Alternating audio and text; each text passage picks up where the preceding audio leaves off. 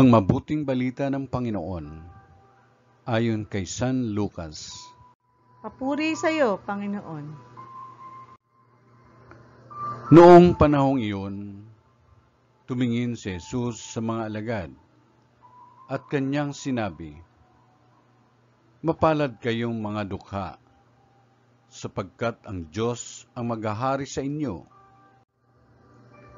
Mapalad kayong mga nagugutom ngayon, sapagkat kayo'y bubusugin.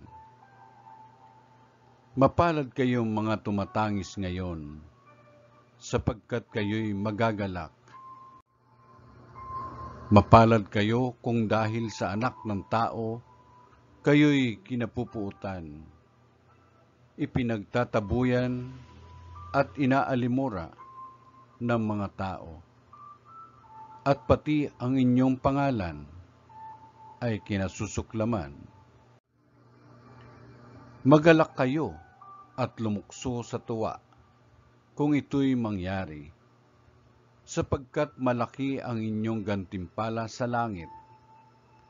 Gayon din ang ginawa ng kanilang mga ninuno sa mga propeta.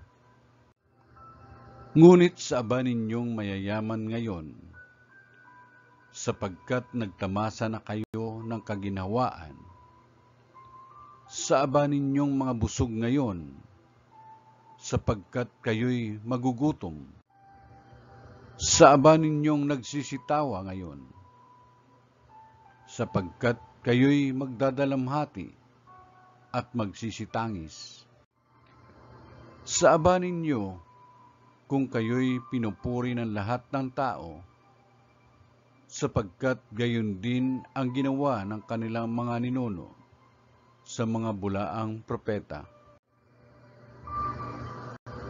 Ang mabuting balita ng Panginoon. Pinupuri ka namin, Panginoong Jesucristo.